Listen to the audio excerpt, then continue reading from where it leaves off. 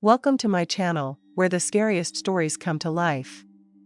Before we dive into today's chilling tale, make sure to hit the subscribe button and turn on notifications, so you never miss a story. Now, let's get into the horror. This happened when I was driving to work very early one morning. It was probably a little bit after 5 a.m. or so and very dark and quiet outside. I enjoyed driving to work this early because there was hardly anybody else out. It made driving very easy. I worked about 15 minutes from my house. I did not really take any major highways to get there, it was mostly a trip down quieter roads. After leaving, I drove the first 10 minutes with no problem. As I was driving down a quiet back road which would go all the way to my work, I saw a guy riding on a bike up ahead. He was riding sort of on the side of the road. This road had 2 lanes, one going in each direction, and not much of a shoulder or anything like that. The guy on the bike was sort of on the line. I was planning to go into the oncoming traffic lane to pass him by because nobody else was out here driving at this time. There was not a single other car in sight. As I got closer to this man riding the bike, he moved to the left and now was riding right in the middle of the street. I slowed down, and when I got closer, the man moved over even more to block me. He kind of started swerving all over the place. I was not quite sure what he was doing. It all seemed quite controlled though. It was not like this guy did not know how to ride a bike or was drunk or something. He was clearly swerving around trying to block me from proceeding. I was now going about the same speed as he was, very slow. I moved over to the other lane and he moved over as well. He was just going back and forth between them, completely cutting me off. There was no way I could safely pass him by. All I could do was drive slowly behind him and wait for him to move out of the way. Either he had no idea I was there or he was really intent on making me stop. After following him at a snail's pace for a few minutes, I finally honked at the guy. He was going to make me late for work and I could not take this anymore. After honking, he still did not move. He remained right in the middle of the road. Actually, he gave me the middle finger. He did not turn around, just stuck his hand up in the air. Clearly he knew I was back there and wanted to get around him. I guess he was just trying to be a jerk for no reason. I continued behind him for another minute or so. There was a stop sign up ahead and an intersection. I would have the option to turn right, and I took it. I was not sure where this route would go exactly, but I was pretty sure I could still get to work this way. After turning right, I took a left. I figured if I found another road going left, I could reconnect with the original one, and I would most certainly be ahead of this guy on the bike. As I drove for a few minutes, I was able to connect back with the road like I had planned. When I did, I was a little ways ahead of the biking man. I could see him behind me in my mirrors. I drove on this road for less than a minute before my workplace was up on the right side. I turned into the parking lot and parked my car. Luckily, I had just made it and was not late. Right after I parked, I saw the biker go by on the street. He looked at me the entire time but did not do anything. I went inside to work. The workday went on as normal. I did not leave the building at all when I was there. Hours later, when I was leaving for the day, I walked out to see my car was all scratched up. It appeared as though somebody had keyed it. I thought I knew exactly who it was. It had to be that guy on the bike. For whatever reason, he seemed to be really trying to make me mad. I could not believe this. Unfortunately, there was not much I could do. There were no security cameras in the parking lot and nobody saw him do it. So sadly, I had no proof. I also had no idea who this guy was. I got my car fixed, and after that, I did not see that biker again. I do not work that job anymore, but whenever I think about it, I think about that mad biker. I used to work in a small convenience store in the city. It was not quite downtown but was pretty close. There would be lots of people walking down the sidewalk during the day, and at night, there would still be a decent amount of people out, especially after the bars closed nearby. Our store was open 24 hours. It was pretty small but loaded with all kinds of snacks, drinks, and things like that. There were probably 5 aisles, and I would be behind the counter, which was at the far end of the store near the doors. I worked at the shop for several months and usually worked overnights. Sometimes it would be pretty busy, other times it would be really quiet. You never really knew which it would be. It depended on a lot of different things. Between the hours of 3 a.m. and 5 a.m., those were generally the quietest times. I was working by myself. On a typical night, a little after 3 a.m., the store was empty. Occasionally, I would look out the window to the street and see it was quite dead. I was just sitting there behind the counter, going on my phone and looking through some things. Pretty soon, I heard the door open and saw a woman walking in. She entered the store and walked down one of the first aisles. Several minutes went by, and she seemed to be just shopping around like a normal person. Eventually, when she came up to the counter, she put several items down. When I started to scan them in, she told me she only had $3 and asked if I could give her a deal. I do not remember exactly what she was buying, but I remember it added up to around $15 total. I told her I could not do that. Obviously, she would have to put some things back. I said she would only be able to get things that added up to $3. It seemed like common math to me. The woman immediately got angry and said she was not going to pay for anything. I told her to leave then, and she stormed out of the store in anger. Every now and then, customers would be rude or try to get free stuff.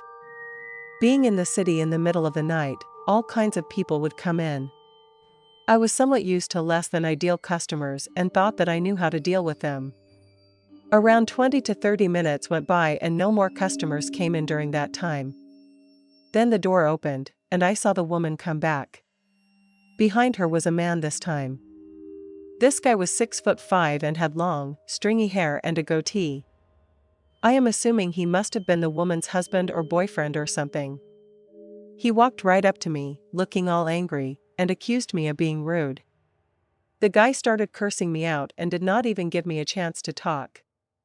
I could smell the alcohol on his breath as he verbally ripped into me. The woman was standing back a few feet, adding in a few words of insults here and there. After them yelling at me for like a minute straight, the man wanted to, quote, take it outside with me. I told them both to get the hell out of my store before I called the cops on them. That is when the guy suddenly shoved me backwards over the counter. I was not ready for it, and to be honest, he was a strong dude. I fell back and got knocked over. When I got up, I saw the man was right up at the counter wanting to fight me. I moved over to the right. We had an alarm back there, so I pulled it. It was very loud, and the sound filled the entire store. The guy backed away from the counter and grabbed a bunch of random things off the shelf, then threw them at me. He knocked over a stand of drinks as well. He went to an aisle and started grabbing more things off the shelves, stuffing them into his pockets. The woman, at the same time, grabbed some other stuff. Then they both left, stealing a bunch of random things. The police got there several minutes later. The man and woman were long gone, though. The only thing I could do was give a description and my account of what happened. Luckily, neither of them came back while I was working again. I never thought I would be someone another person would become obsessed with, but I guess it happens more often than you would think. I have gone to support groups and they have been full of people who had similar experiences to me. I am sharing my story so hopefully other people can see the warning signs better and faster than I did. It was around 2015. I was 24 and newly married. My husband had just been laid off from work and we needed more of an income. I decided to go get a job myself. Not a lot of places were hiring, but I managed to get a position as a hostess at a somewhat upscale restaurant. I had some experience in food service, so that helped me along. I started sometime around mid-June and it was not nearly as bad as I thought it would be. All of my coworkers were very nice and professional, which of course I appreciated. It was only after a couple of months, when we had a new employee come in, that I really started having issues. I had just announced to everyone that I was pregnant, and because of that, my manager got super protective of me. He asked if I wanted to take it easy by training the new hire. I was not going to say no to that. Being a hostess was not hard, and explaining how to do it to someone else would be even easier. We will call this new hire Amanda. Amanda was an interesting individual. By interesting, I mean her personality was all over the place. It was like she did not know who she was. I mean that in a mental sense. I had this feeling that maybe she had a mental disability of some sort, but it was not exactly my place to ask, so of course, I never did. Each day she came in, she would act completely different from the day before. She would like to go by different names and was always wearing different colored wigs too. Everyone thought it was strange, but she did her job well, so we did not ask questions. She started taking an interest in my life around a month after she started working with us. I did not mind her asking questions about me, so I answered them honestly. I love my life, and telling other people about it was fun. I liked the attention. She asked a lot of questions about what being pregnant was like, and I told her the truth about all the good and the bad. I should stop here and mention her age. Amanda was pretty young, only around 18 or maybe 19 years old. She told me over and over how she would love to get pregnant and did not even care whose it would be. I thought that was a little bit of a strange thing to say, but she was pretty young and dumb. What I really started to notice after though was how she stuck around me all the time. She would even go to the bathroom at the same time as me, which was a lot considering I was pregnant. I asked her once why she was always following me around. When I did, she got offended and actually yelled at me for thinking that. It was incredibly awkward, and I made a mental note not to talk about it again. Something weird happened though. I had decided to cut my hair short because the dye had grown out so much and I did not want to put chemicals on my head while I was pregnant. The day after I did this, Amanda showed up to work with the exact same haircut. I was not going to say anything about it, but it was weird. The next day came and she showed up with her hair colored the exact same way as mine. It was very noticeable. Whatever, live and let live. It continued even further. The next time she showed up with green eye-colored contacts, and let me tell you, she looked wild. They were the fakest things I had ever seen. I could not help but let out a little giggle. She did not like that. She got mad at me for laughing at her and went to the manager. To her dismay, they also started laughing. She actually ran out crying but came back an hour later, not having changed anything. She continued to show up for work like that, always copying me. People constantly asked about it, and all I could say was that I guess she liked my look. It was not that big a deal, but deep down I did find it a little bit creepy. It got serious the day my husband came into the restaurant. He walked in and I was in the back talking to someone. I looked up front and saw Amanda walking towards him. He looked visibly confused and alarmed. I started making my way over, and as I got closer, I could hear what she was saying to him. She was calling him sweetie and talking about how he was her husband.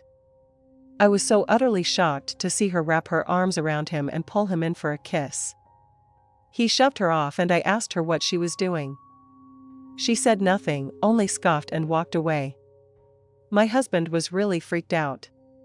He told me I should just quit because people like that are really dangerous. I told him it would be fine, and if it escalated, then I would consider quitting. Amanda avoided me for the next couple of months but continued to always make herself look like me. Every one of my coworkers found it weird and creepy. I was finally over it one day when she came in with a noticeably large baby bump. It was not gradual either. One day she had a flat stomach and the next day a big bump. I did not even know what to say. I stood there in silence for a couple of moments, not even believing what I was seeing. Everyone was standing there with their mouths open. I finally knocked myself out of that trance and rushed over to my manager. I let him know she was taking this too far. He agreed and we walked over to confront her together. He asked her what she was doing wearing this fake bump. She looked genuinely offended. I could not hold it in anymore. I started yelling at her to get her own life and let me have mine. She yelled back that this was her life and I needed to leave her and her baby alone. I was mad. What can I say? I pulled off her thick bump, yanked it off her body. She went insane and started screaming that I had just killed her baby. She said someone needed to call the police over this murder, and then she began to attack me. In one swift moment, she tackled me and we were both on the ground. I was screaming as she began to punch my stomach over and over. My manager was able to pull her off me and they called the police. An ambulance came to check on me. I opted to be taken to the hospital after I started having cramps and stomach pains. It was better to be safe than sorry, especially when it came to the baby. Thankfully, everything ended up being okay and my baby, thank God, was still healthy. Amanda was charged with battery and sentenced to 180 days in jail. She had a $1,000 fine as well and was ordered to have zero contact with me or my husband. She was not allowed within 1,200 feet of us at any time. I was okay with that outcome, but I will say I do feel a little bit stupid. I should have just quit my job the second she started becoming an obsessed weirdo. Thanks for sticking around till the end. If you enjoyed the story, don't forget to give the video a like and leave a comment with your thoughts. And if you haven't already, hit that subscribe button and turn on notifications so you never miss a terrifying tale. See you in the next one.